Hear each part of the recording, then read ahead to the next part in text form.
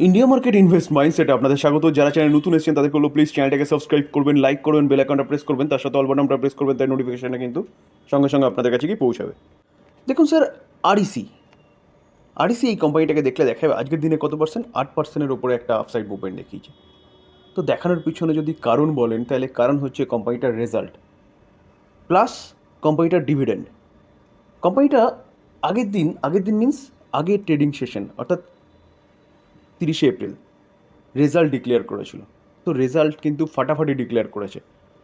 দেখুন 5 দিনের চার্ট দেখলে দেখা যাবে 5 দিনে 23%। তো আগের দিনেও কিন্তু রেজাল্ট আউট হওয়ার পরে কোম্পানি রকেটের মতন উপরে ছুটেছিল, আজকের দিনেও কিন্তু এতটা ভালো আপসাইড মুভমেন্ট দেখিয়েছে।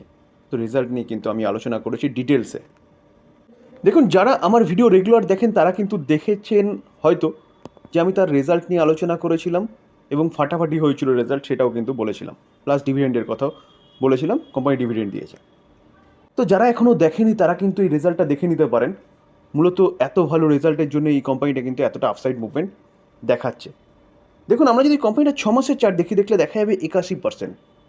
আমরা যদি কোম্পানিটার 1 বছরের চার্ট দেখলে দেখা যাবে 303%। কেন এতটা দৌড়েছে? যেখানে আমরা যদি কোম্পানিটার 5 বছরের চার্ট দেখলে দেখা যাবে অনলি ফর 414%, এবং ম্যাক্সিমাম চার্ট প্যাটার্ন দেখলে দেখা যাবে কোম্পানিটার যে দৌড়, সেই দৌড়টা কিন্তু হেভি রিসেন্ট। তো এর পিছনে যদি কারণ বলেন তাহলে কোম্পানির কারণ হচ্ছে গ্রিন এনার্জি। কোম্পানিটা পাওয়ার সেগমেন্টে ফাইন্যান্স প্রোভাইড করতো, এখন কিন্তু কোম্পানিটা পাওয়ার সেগমেন্ট মিন্স বলতে আস্তে আস্তে কিন্তু শুধু গ্রিন এনার্জি বা ক্লিন এনার্জি বলুন বা রিনিউয়েবল এনার্জি বলুন, এগুলোই থাকবে। তো কোম্পানিটা এখন যে কাজ করছে সেটা হচ্ছে রিনিউয়েবল এনার্জি সেগমেন্টে হচ্ছে ফান্ড প্রোভাইড করছে। তো সেই জায়গায় দাঁড়িয়ে কিন্তু স্যার এই কোম্পানিটার যে কাজ করছে সেই কাজটা ফিউচার ওরিয়েন্টেড। তো এই কোম্পানিটা কিন্তু আপনি লং টার্মের জন্য চিন্তাভাবনা করতে পারেন। বিজনেস ভালো, তাই জন্য কোম্পানিটা ভালো, এত ভালো আপসাইড মুভমেন্ট দেখাচ্ছে। দেখুন sir, PFC power finance corporation limited, এই কোম্পানিটাও ফাইন্যান্স প্রোভাইড করে। দেখুন আজকের দিনে এই কোম্পানিটাও কিন্তু 6%-এর উপরে একটা আপসাইড মুভমেন্ট দেখিয়েছে। আমরা যদি এই কোম্পানিটারও 5 দিনের চার্ট দেখলে দেখা যাবে 16% আপসাইড মুভমেন্ট দেখিয়েছে। তো যদি আপসাইড মুভমেন্টের কথা বলেন, লাস্ট 2টো ট্রেডিং সেশনেই কিন্তু এতটা ভালো মুভমেন্ট দেখিয়েছে। কেন? কারণ আরইসি যে কোম্পানিটা, সেই কোম্পানিটা কিন্তু এই পিএফসির সাবসিডারি। তো পিএফসি যদি ভালো করে, আরইসি যদি ভালো করে, তাহলে পিএফসির যে আমরা দেখি না যে স্ট্যান্ডার্ড লোন রেজাল্ট এবং হচ্ছে কনসোলিডেট রেজাল্ট, তো আমরা সবসময় বলি যে কনসোলিডেট রেজাল্ট দেখা উচিত। তো পিএফসির রেজাল্ট যখন দেখবেন তখন কনসোলিডেট রেজাল্ট দেখতে হবে, কারণ কি তার রেজাল্টের মধ্যে আরইসি রেজাল্ট থাকবে কনসোলিডেট রেজাল্টে। তো সেই জায়গায় দাঁড়িয়ে যেহেতু আরইসি পিএফসির সাবসিডারি, তো তার জন্য কিন্তু পিএফসিও সেলিব্রেট করছে। 5 দিনে 16%-এর ওপর একটা আপসাইড মুভমেন্ট দেখিয়েছে। দেখুন আজকের দিনে দেখলে দেখা যাবে 6% একটা আপসাইড মুভমেন্ট দেখিয়েছে। দেখুন আমরা যদি আরইসির শেয়ার হোল্ডিং প্যাটার্ন দেখি, চলুন আমরা শেয়ার হোল্ডিং প্যাটার্নে চলে যাই। তো দেখলে দেখা যাবে, দেখুন মার্চ 2024 প্রোমোটার কত 52% স্টেক হোল্ড করছে, এফআইএস অলমোস্ট 20%, ডিআইএস 15%-এর ওপরে, এবং পাবলিক হচ্ছে 12%। তো দেখুন স্যার, আমরা যদি প্রোমোটার হোল্ডিংয়ে যাই তাহলে প্রোমোটার হোল্ডিংয়ে গেলে দেখলে দেখা যাবে, দেখুন যে 52.63% যে স্টেকটা হোল্ড করছে সেটা কে হোল্ড করছে? Power finance corporation. তো স্যার বুঝতে পারলেন তো যে আরইসি হচ্ছে পাওয়ার ফাইন্যান্স কর্পোরেশনের সাবসিডিয়ারি। আরইসি ভালো রেজাল্ট করেছে, ভালো আপসাইড মুভমেন্ট দেখাচ্ছে, তার জন্য মাদার কোম্পানি যে পাওয়ার ফাইন্যান্স বা পিএফসি, সেটাও কিন্তু এতটা ভালো আপসাইড মুভমেন্ট দেখাচ্ছে। তো স্যার এই দুটো কোম্পানি কিন্তু এভারগ্রিন কোম্পানি। যদি আমরা পিএফসিকে দেখি তাহলে পিএফসিকেও দেখলে দেখা যাবে, দেখুন 1 বছরে 273% রিটার্ন দিয়েছে। আমরা যদি 5 বছরের চার্ট দেখলে দেখা যাবে এটাও 412%। আমরা যদি ম্যাক্সিমাম চার্ট প্যাটার্ন দেখলে দেখা যাবে, দেখুন এই চার্টটাও পুরো কনসেন্ট্রেট করছিল একটা জায়গায়। তো এখন কেন এতটা ভালো আপসাইড মুভমেন্ট দেখিয়েছে? দেখানোর পিছনে কারণ কিন্তু এটাই। এই কোম্পানিটাও কিন্তু ফাইন্যান্স প্রোভাইড করে কোন ক্ষেত্রে? রিনিউয়েবল সেগমেন্টে এখন ফাইন্যান্স প্রোভাইড করছে, আর ভবিষ্যতে কিন্তু রিনিউয়েবল সেগমেন্টেই থাকবে। কারণ গভর্নমেন্ট বলছে 2050-এ 50%, 2070-এ 100% পাওয়ার কিন্তু এখান থেকে জেনারেট করবে। তো সেই জায়গায় দাঁড়িয়ে পুরনো পদ্ধতিতে পাওয়ার উৎপন্ন করার যে প্রসেস, সেটা কিন্তু আস্তে আস্তে বন্ধ হবে। তো বলা যেতে পারে এই কোম্পানিগুলো কিন্তু রিনিউয়াল সেগমেন্টেই এখন ফাইন্যান্স প্রোভাইড করছে। তো কোম্পানিগুলো ফিউচার ওরিয়েন্টেড বিজনেস করছে। এই দুটো কোম্পানি কিন্তু এভারগ্রিন স্টক ইনভেস্টমেন্টের জন্য। দেখুন স্যার, এটাকে বাইসেল রেকমেন্ডেশন একদম নেবেন না, স্টাডি পারপাস আলোচনা, স্টাডি হিসেবে নেবেন, লার্নিং নিয়ে নিজে চিন্তাভাবনা করবেন যে কোম্পানিটা বাই করবেন কি না। স্যার কোটাক মহিন্দ্রা ব্যাংক, তো কোটাক মাহিন্দ্রা ব্যাঙ্ককে দেখলে দেখা যাবে আজকের দিনে 2.5%-এর কাছাকাছি এখনও পর্যন্ত কিন্তু ডাউনফল হয়েছে। তো ফলটা তো অনেকটাই হয়েছিল, সেখান থেকে কিছুটা রিকভারি দেখা গেছে। তো এই কোম্পানিটার খারাপ খবর এই কোম্পানিটার পিছন ছাড়ছে না। দেখুন আমরা যদি দেখি তাহলে 5 দিনে দেখলে দেখা যাবে 4%-এর উপরে একটা ডাউনফল দেখিয়েছে। স্যার আমরা যদি 1 মাসের দেখি, 1 মাসে দেখলে দেখা যাবে প্রায় 10%। কোম্পানিটা কিন্তু 1 মাসও দেখতে হবে না, কোম্পানিটা ঠিক এই জায়গা থেকে যদি টাইমটা পিরিয়ডটা দেখেন, ডেটটা দেখেন, তাহলে 24শে এপ্রিল সেই সময় থেকে নিচে এসছে কত, 1842 থেকে এখন চলছে কত, 1583। নিচে আসার পিছনে কারণ হচ্ছে কোম্পানিটার টেকনিক্যাল ব্লিচেস। কোম্পানিটার অনলাইন বলুন, ইউপিআই বলুন, ক্রেডিট কার্ড বলুন বা নেট ব্যাঙ্কিং বলুন, তার মধ্যে টেকনিক্যাল ব্লিচেস দেখা গেছে। তো সেই জায়গায় দাঁড়িয়ে আরবিআই বারবার এই কোম্পানিটাকে ওয়ার্নিং দেওয়া সত্ত্বেও তারা সেই প্রবলেমটাকে শর্ট আউট করেনি। আরবিআই তাদের উপর একটা পেনাল্টি হিসেবে লাগিয়েছে যে নতুন কাস্টমার অ্যাড করতে পারবে না ক্রেডিট কার্ডে এবং অনলাইন সেগমেন্টে বা ডিজিটাল সেগমেন্টে। তো তার জন্যই কিন্তু এই কোম্পানিটার মধ্যে এতটা ডাউনফল দেখা গেছিলো 24 তারিখে, অর্থাৎ 24শে এপ্রিল। তো এখন আজকে কিন্তু এই কোম্পানি নিয়ে আরেকটা খারাপ নিউজ পাওয়া যাচ্ছে। চলুন নিউজটা কি সেটা দেখি। দেখুন এই আর্টিকেল দেখলে দেখতে পারবেন যে আজকে 4% মতন পড়ে গেছিলো কিন্তু। তো তার পিছনে কারণ কি, নতুন একটা ফ্রেশ 52 উইক লো মেরেছে। তো বলছে অ্যানাদার ব্যাড নিউজ। চলুন অ্যানাদার ব্যাড নিউজটা কি সেটা একটু দেখে নিই। কারণ হিসেবে দেখলে দেখা যাবে যে জয়েন্ট ম্যানেজিং ডিরেক্টর কেভিএস মাইয়ান তিনি কিন্তু রেজিগনেশন দিয়েছে।